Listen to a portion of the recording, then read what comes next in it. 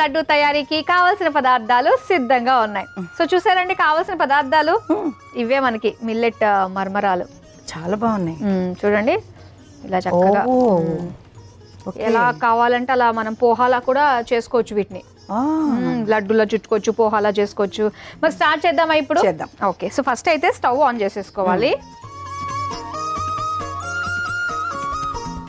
ఈ వంట నేను మీకోసం చేస్తున్నాను కాబట్టి మీరు నన్ను బాగా ఎంటర్టైన్ చేయాలన్నమాట. సో ఇప్పుడు ఏం వేస్తున్నావు? ఫస్ట్ కొంచెం నెయ్యి వేస్తున్నాను. సో ముందైతే పిస్తా వేస్తాను, బాదం,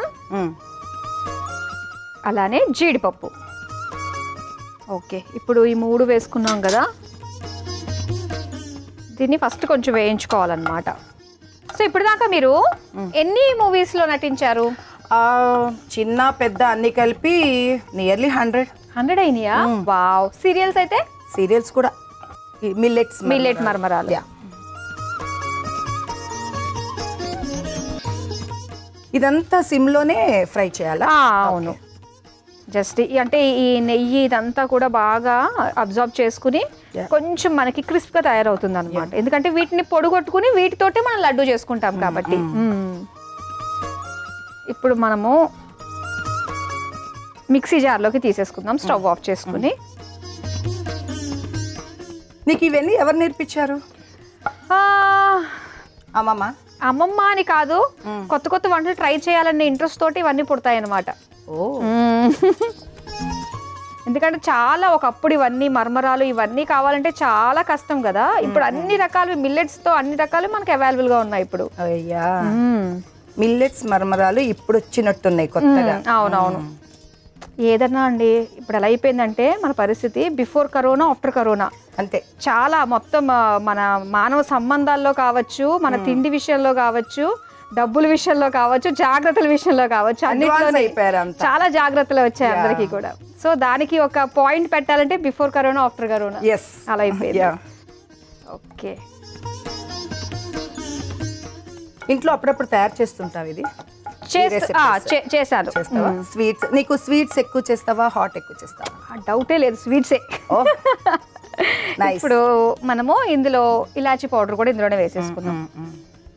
ఇది అసలు మెయిన్ ఫ్లేవర్ ఇలాచీ అన్నది స్వీట్స్ కి. It should be. అవును, మ్యాండేటరీ. అండ్ ఇక్కడ గల్గల్ వస్తున్నాయి కదా, ఈ గల్గల్ వచ్చాయంటే మనకి ఇలానే ఉండాలన్నమాట. తొందరగా మిక్స్ అయిపోతుంది. సో ఇప్పుడు వెళ్ళి నేను మిక్సీ పట్టుకుని వచ్చేస్తా. షూర్.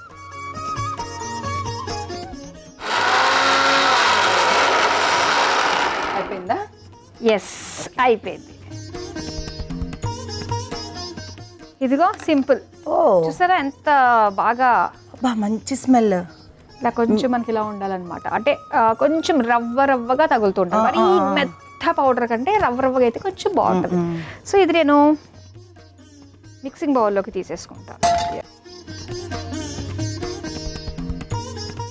సో ఇక్కడ అయిపోయింది. ఇప్పుడు ఏం చేయాలంటే ఇందులో మనము బెల్లం పౌడర్ తీసుకుందాం.